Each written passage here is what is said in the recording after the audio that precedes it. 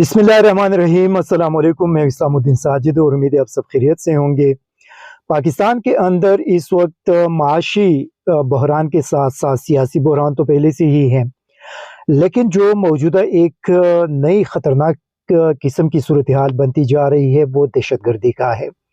आज मैं देख रहा था कि इस्लामाबाद के अंदर जो एक खुदकुश धमाका हुआ, उसके बाद लाहौर से भी तकरीबन 7 दहशतगर्दों को गिरफ्तार कर लिया गया है।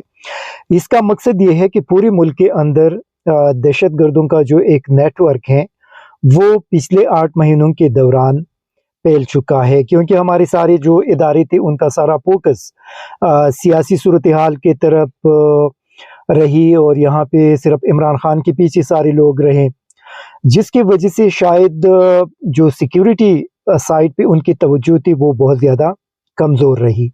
और उसकी वजह से आप देख लें कि रावलपिंडी जैसे शहर में आपके वज़ीर दाखिला कह रहे हैं कि इस्लामाबाद के अंदर दहशतगर्द गाड़ी में बैठकर रावलपिंडी से इस्लामाबाद में दाखिल हुए। ये एक इंतहाई खौफनाक किस्म का इंकशाफ था, क्योंकि रावलपिंडी आपकी मिलिट्री का जनरल हेडक्वार्टर वहाँ पे है, उनका जो बुनियादी मरकज़ हैं, और वहाँ पे दहशतगर्दों का आना और वहाँ से फिर आपके दारुल हुकूमत में दाखिल होना ये कोई मामूली बात नहीं है, ये बहुत इंतहाई ख़तरनाक बात है। और इसके असरात क्या होंगे? इसके असरात मैंने कल भी बात की थी कि बाहर दुनिया से जो इन्वेस्टर पाकिस्तान के अंदर आ रहे हैं, आप देख ली कि उनमें से ज़्यादातर अगर सेटल है या रहते हैं तो वो इस्लामाबाद के अंदर रहते हैं। वो अगर इन्वेस्टमेंट करते हैं तो मुल्क के दूसरे इलाकों में करेंगे, लेकिन उनकी रिहाइश इस्लामाबाद के अंदर होगी। जब आपके दारुल हुकूमत के अंदर ये सूरत हाल बन जाए तो फिर आप मुझे ये बताइए कि दुनिया के कौन से ममालिक से इन्वेस्टर आपके मुल्क के अंदर आएंगे। आपके मुल्क के अंदर इस वक्त इसी सियासी बहरान की वजह से जिन लोगों ने ये सियासी बहरान पाकिस्तान के अंदर क्रिएट कर दिया, उन्होंने न सिर्फ मुल्क के अंदर सियासी अदम इस्तेकाम लेकर आया, बल्कि आपकी मईशत को तबाह कर दिया, आपकी सिक्योरिटी को तबाह कर दिया, और आपके मुल्क के अंदर सियासी बहरान की वजह से न सिर्फ मईशत को तबाह कर दिया गया, बल्कि आपके मुल्क के अंदर अभी सिक्योरिटी चैलेंजेस भी दोबारा सर उठाने लगे हैं, और ये बहुत तशवीशनाक और ख़तरनाक सूरत हाल है। आप देख लें पंजाब के अंदर जो कुछ हुआ, और ये फवाद चौधरी का एक उसने ट्वीट किया और उसके अंदर उसने पूरा एक समंदर को कूदी के अंदर बंद कर दिया था कि आप सूबे के चीफ सेक्रेटरी सबसे जो एक बड़ा ब्यूरोक्रेट है उसको आप ऑफिस के अंदर या घर के अंदर बंद कर देते हैं और उनसे आप ज़बरदस्ती किसी ऑर्डर पे दस्तखत करवा देते हैं। इससे आप अंदाज़ा लगाइए कि इस मुल्क के अंदर कानून की हुक्मरानी कहाँ तक पहुँच गई है और किन लोगों ने ये गैर कानूनी और गैर आईनी इक़दाम किया। एक तो गवर्नर से गैर कानूनी काम करवाया गया, गवर्नर के खिलाफ किसी ने कोई एक्शन नहीं लिया। कल आप लोगों ने हाई कोर्ट के अंदर देखा कि वहाँ पे भी चीज़ों को बैलेंस करने की कोशिश की गई, हालांकि ये हाई कोर्ट की जिम्मेदारी थी कि वो गवर्नर के खिलाफ एक्शन ले लेते कि गवर्नर ने किस तरह वज़ीर आला को डी नोटिफाई किया, क्या आइन के अंदर ये चीज़ मौजूद है कि वो वज़ीर आला को डी नोटिफाई करे।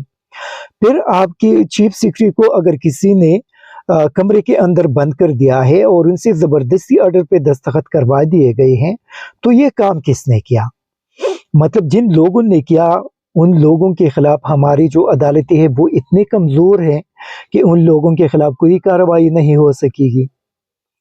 फिर आप देख ले कि जानबूझकर, मतलब आप पाकिस्तान के अंदर आप देख ले कि इस वक्त न सिर्फ आपके इकोनॉमिस्ट बल्कि हर एक तबका उनका यही ख्याल है कि पाकिस्तान के अंदर अगर स्टेबिलिटी लेकर आना है तो आपको इलेक्शन की तरफ जाना पड़ेगा।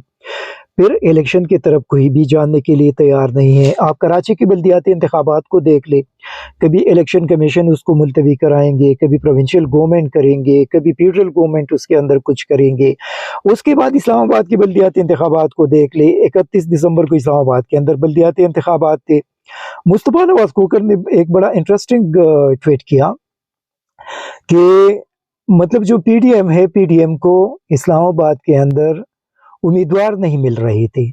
مطلب ان کی پاپولیرٹی یہاں تک پہنچ گئی ہے کہ پی ڈی ایم کی جماعتوں کو اسلام آباد کے اندر امیدوار نہیں مل رہے تھے، اور اسی وجہ سے انہوں نے جلد بازی میں ایک بہانہ بنایا اور کہا کہ یہ یونین کونسلوں میں ہم اضافہ کر دیتے ہیں. وہاں پہ سینٹ اور قومی اسمبلی کے اجلاس بلا کر وہاں سے جلد بازی میں ایک قانون پاس کیا اور وہاں پہ الیکشن کو ملتوی کر دیا.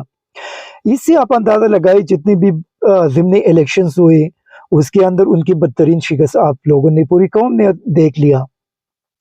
تو جب آپ لوگوں کی یہ پوزیشن ہے کہ آپ عوام کے سامنے نہیں جا سکتے، اور اس صورتحال کی وجہ سے آپ لوگ ملک کی اکانومی کو تباہ کر دیا، اسی طرح سیکیورٹی معاملات کو آپ لوگوں نے تباہ کر دیا، 22 کروڑ عوام کو آپ لوگوں نے ایک مشکل صورتحال کے اندر دھکیل دیا. تمام ادارے، پاکستان کے تمام ادارے صرف 2-3 خاندانوں کو بچانے کے پیچھے پڑے ہوئے ہیں. یہ وہی ادارے ہیں جن کے تمام تر ضروریات پاکستانی قوم کے ٹیکسز سے پاکستانی قوم ہی پورا کر رہے ہیں.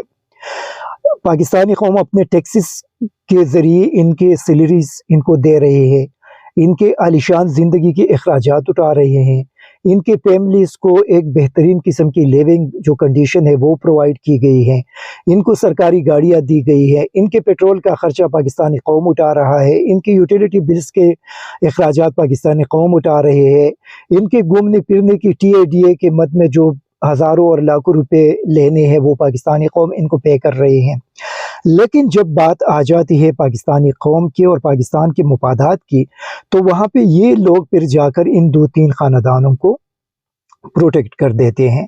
کل عمران ریاض نے بڑی اچھی بات کہی اور بڑی انٹرسٹنگ قسم کی بات تھی کہ ایک 50 روپے کا اسٹامپ پیپر اٹھائے، اس کے اوپر یہ لکھ دے کہ ہم نے یہ جو ملک ہے یہ ہم نے شریف خاندان کے حوالے کر دیا، یہ قوم شریف خاندان کے غلام ہی رہیں گے. شریف خاندان کی مرضی ہے اور زرداری خاندان کی مرضی ہے کہ وہ اس قوم کے ساتھ جو کچھ بھی چاہے، جو بھی کرنا چاہے، ان کی مرضی ہے کیونکہ یہ ان کے غلام ہے اور وہ آقا ہے. اور پھر اس کو لے جا کر کسی عدالت سے اس کے اوپر کوئی اسٹمپ لگا دے اور اسی طرح یہ 22 کروڑ عوام ان کے غلام بن جائیں گے، اور پھر ان کا جو بھی حشر آپ بنانا چاہے آپ بنائیں، کوئی بھی آپ سے پوچھ نہیں سکے گا. اگر 50 روپے کے اسٹامپ پیپر پہ نواز شریف لندن جا سکتے ہیں، 4 ہفتوں کے لیے جا سکتے ہیں، اور یہ ان کا 4تھا سال ہے، 4 سال تک وہ ادھر رہ سکتے ہیں اور ان سے کوئی پوچھ بھی نہیں سکتا، تو پھر زرداری اور شریف خاندان کے حوالے اس 22 کروڑ لوگوں کا اگر ان کا غلام بنا دے تو ان سے کوئی بھی نہیں پوچھ سکے گا. پھر آپ یہاں پہ دیکھ لیں سلیمان شہباز کا. سلیمان شہباز کو ہر عدالت سے روزانہ کسی نہ کسی عدالت سے ان کے ضمانت میں یا تو توسیع کی جاتی ہے یا ان کو ضمانتیں مل رہی ہیں. اعظم سواتی کا یہ حشر ہے کہ ایک ٹویٹ کے اوپر ان کے خلاف نہ صرف 40-45 FIR درج کیے گئے بلکہ جس عدر جاتے ہیں وہاں سے ان کو ریلیف نہیں مل رہا، کیونکہ ان کا جو ایک اس نے جو بات کہی ہے وہ طاقت لوگوں کے خلاف بات کہی ہے. تو یہ آپ کے ملک کے اندر قانون کی حکمرانی کی سچویشن ہے. تو جب آپ کا ملک اس حد تک پہنچ گیا، اچھا ایک اور بڑی خطرناک قسم کی بات، آج میں جہاں پہ ہوں وہاں پہ مارکیٹ کے اندر کیا، آپ یقین کریں مجھے بہت زیادہ حیرانگی ہوئی کہ جو 20 کلو کے آٹا کی چھوٹی سی ایک بوری ہے اس کی قیمت 2600 روپے. ایک جو ریزر ہے جیلٹ کے عام ریزر جس کو ہم خریدتے تھے 100-110 راؤنڈ اباؤٹ، آج اس کی قیمت 200 روپے تھی. اچھا لیپٹن کی چائے جو پہلے 700 روپے میں ملتی تھی آج اس کی قیمت 1700 روپے تھی. پھر بازار کے اندر ہم نے دیکھا کہ جو پیاز ہے 230 روپے فی کلو.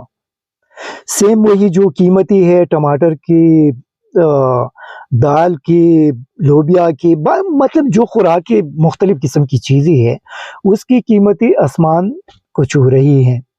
آپ مجھے یہ بتائیے کہ جو غریب لوگ ہیں وہ کس طرح زندگی گزاریں گے؟ آپ کی یوٹیلیٹی بلز کو دیکھ لیں، بجلی کی قیمتوں کو دیکھ لیں، گیس کی قیمتوں کو دیکھ لیں. ابھی میں دیکھ رہا تھا کہ پیٹرولیم لیوی کے مد میں تقریباً 300 ارب روپے کی कमी का सामना है और ये भी हुकूमत देख रही है कि ये पैसा टैक्सेस के मद में कहाँ से आवाम से वसूल किया जाएगा। फिर आपकी सूरत हाल ये है कि कोई भी इंटरनेशनल इदारा आपको हेल्प आउट करने के लिए तैयार नहीं, कोई भी दोस्त मुल्क आपको हेल्प आउट करने के लिए तैयार नहीं। तो अगर ये सारी सूरत हाल बन गई है, देखिए इस वक्त मुल्क एक बदतरीन और बहुत मुश्किल सूरत हाल के अंदर फंस चुका है। जो एस्टेब्लिशमेंट है, एस्टेब्लिशमेंट बज़ाहिर वो मुल्क को बचाने के लिए कहीं नज़र नहीं आ रहा, क्योंकि ये तो एस्टेब्लिशमेंट की जिम्मेदारी थी कि आपकी इकोनॉमी तबाह हो रही है, आपकी सिक्योरिटी तबाह हो रही है, तो इसको बचाने के लिए इस वक्त जो ताकत है वो एस्टेब्लिशमेंट के पास है। एस्टेब्लिशमेंट किसी भी सूरत में आगे नजर नहीं आ रहा। आपकी पंजाब की चीफ सेक्रेटरी के साथ ये सारे मामलात किसने किए, उनको किसने बंद कर दिया था? अगर उनको किसी पीडीएम ने बंद कर दिया था तो ये एस्टेब्लिशमेंट की जिम्मेदारी नहीं थी कि वो अपने एक सरकारी बड़े ऑफिसर के हवाले से पूछ लेते और वहां पे जाकर देखते कि ये काम किसने गैर कानूनी काम किया। जो नजम सिटी बता रहे हैं कि पहले तो ये जो एस्टेब्लिशमेंट थी ये लोगों को डायरेक्ट उठा रही थी, अब ये अदालतों के जरिए वो अपना काम करेंगे। तो जब नजम सेठी जैसा बंदा जिनके हवाले से ये कहा जाता है कि ये एस्टेब्लिशमेंट का राइट हैंड है, और जब नजम सेठी ये बात कर रहे हैं कि अभी एस्टेब्लिशमेंट अदालतों को इस्तेमाल करेंगे, फवाद चौधरी कह रहे हैं कि अदालतों को ऑडियो वीडियो के जरिए ब्लैकमेल किया जाता है, तो आखिर ये मुल्क कब तक इन ऑडियोज और वीडियोज के जरिए चलता रहेगा? कब तक ये सूरत हाल इसी तरह चलती रहेगी और किसी बंदे के ऑडियो वीडियो डीप पीक है या जिस तरीके से भी हैं उसको आप निकालेंगे और उसके जरिए लोगों को ब्लैकमेल करके अपनी मर्जी के फैसले वहां से लेंगे, तो ये सिलसिला कब तक चलता रहेगा? भाई या तो पाकिस्तान को बचाना है, अगर पाकिस्तान को बचाना नहीं है तो फिर वही इमरान रियाज वाली बात है कि 50 रुपये स्टाम्प पेपर पे शरीफ और जरदारी और मौलाना खानदान को लिख कर दे दे कि ये कौम आप लोगों का अभी गुलाम ही रहेगा और आप लोग जो कुछ भी चाहे ये आप लोगों का है। जहां आप चाहे, जहां से पैसा निकालना चाहे पैसा निकाले, जिस मुल्क के अंदर लेकर जाना चाहते हैं लेकर जाए, और कौम के साथ जितनी भी आपको नौकर चाहिए एक एक उठाकर उधर अपने पास बिठाए, ये आपके नौकर भी होंगे, ये आपकी खिदमत भी करेंगे। इनके पास जितना पैसा है वो भी आप इनसे ले ले, वो पैसा आप मुल्क से बाहर शिफ्ट करके वहाँ पे आलीशान महल्लात भी खरीदे, वहाँ पे अपने मजीद कारोबार भी करे, ये आपके बच्चों की भी गुलाम रहेंगे। फिर तो यही एक चीज रह जाती है। मतलब ये सूरत हाल कब तक चलता रहेगा? कब तक ये सिलसिले चलते रहेंगे?